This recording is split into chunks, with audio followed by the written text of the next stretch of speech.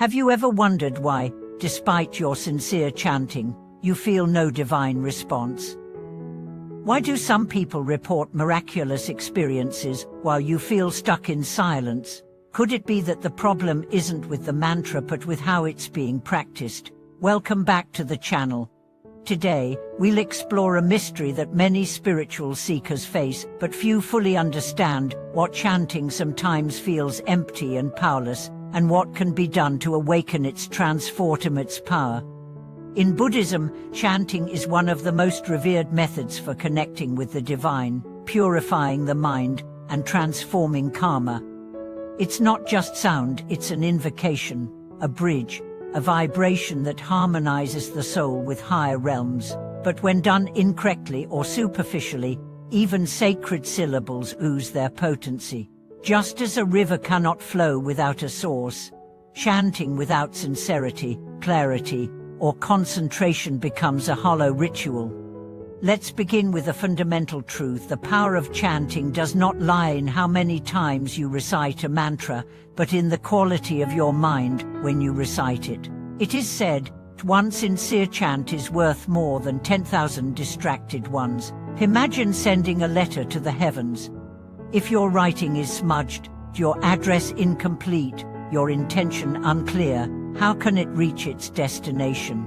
Similarly, a mantra spoken with scattered thoughts will not carry the energy needed to resonate with higher consciousness.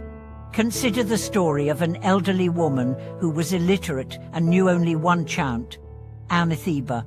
She repeated it daily, from dawn till dusk, without desire, without bargaining. She didn't chant for money, health, or fame. She chanted to connect, to surrender, to merge her heart with the infinite. When she passed, her face was peaceful, her body light, and those present felt an inexplicable warmth in the room. Her chanting wasn't a performance, it was communion. Compare that to someone who chants while watching TV, checking their phone, or rushing to complete a daily quota.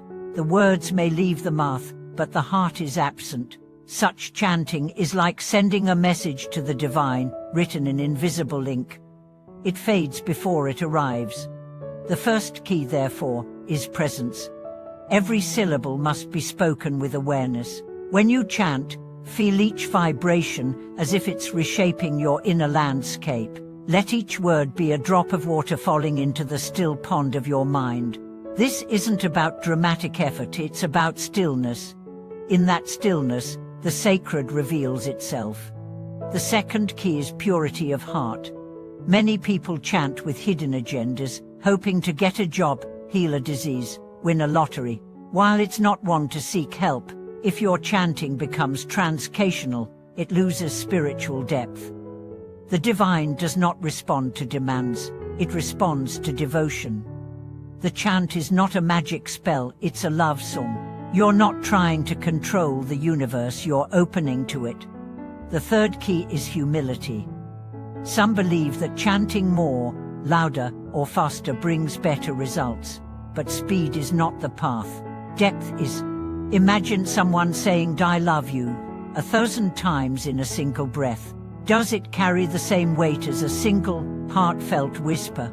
Of course not. In the same way, chanting requires reverence, not volume. Let's also talk about mental alignment. If your mouth is saying the sacred name, but your mind is gossiping, planning, or judging, you're out of tune. The power of chanting comes from alignment. Voice, mind, and intention must become one. This unity is what opens the gateway to higher awareness. This is why many masters advise practitioners to visualize the Buddha or Bodhisattva while chanting.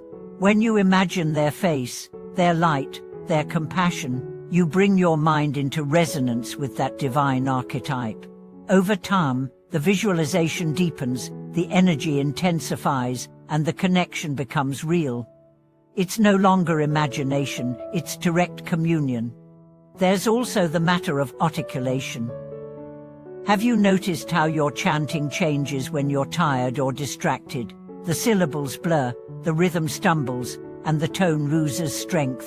Proper pronunciation, clear intonation, and rhythmic cadence are essential. Think of chanting like playing an instrument. If your fingers are sloppy or the strings are untuned, the melody becomes nays. But when each note is intentional, even silence vibrates. The fourth key is emotional honesty.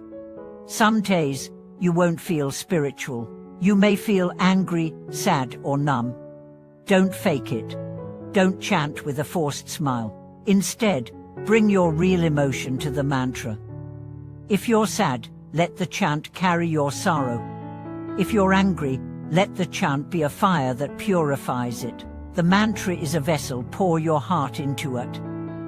This transforms even negative emotions into offerings. Another element often overlooked is consistency. Sporadic chanting cannot build momentum.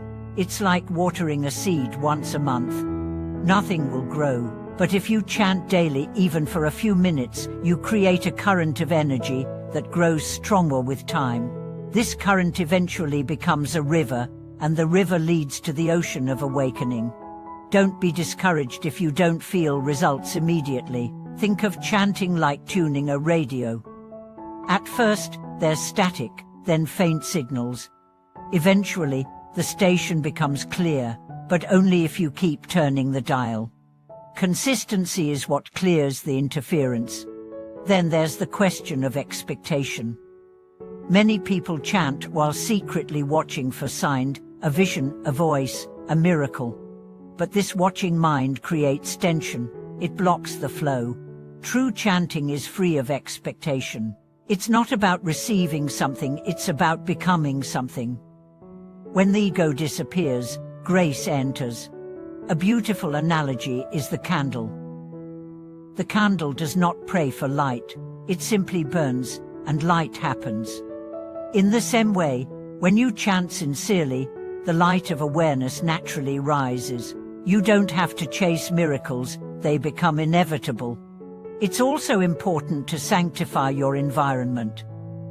The space where you chant should be clean, quiet, and infused with intention. Light incense, burn a candle, display a sacred image.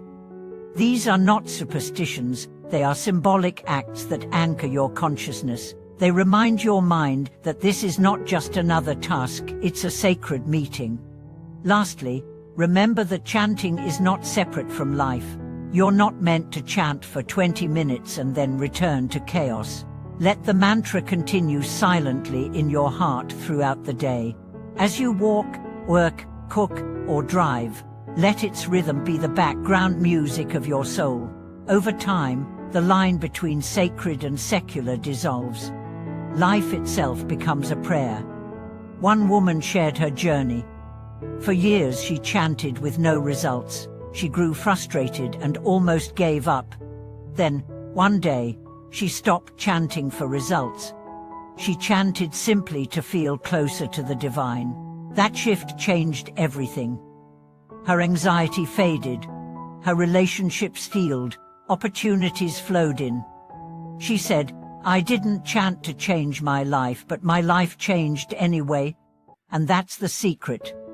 When you stop using chanting as a tool and embrace it as a relationship, the magic begins. Thank you so much for watching this video. I hope this message has illuminated not just the practice of chanting, but the heart behind it. If you've had your own experiences, whether frustrations or breakthroughs, please share in the comments below. Your journey might inspire someone else. And if this video resonated with you, be sure to subscribe, like, and share. Until next time, chant with presence, with love, and with faith. The divine is always listening.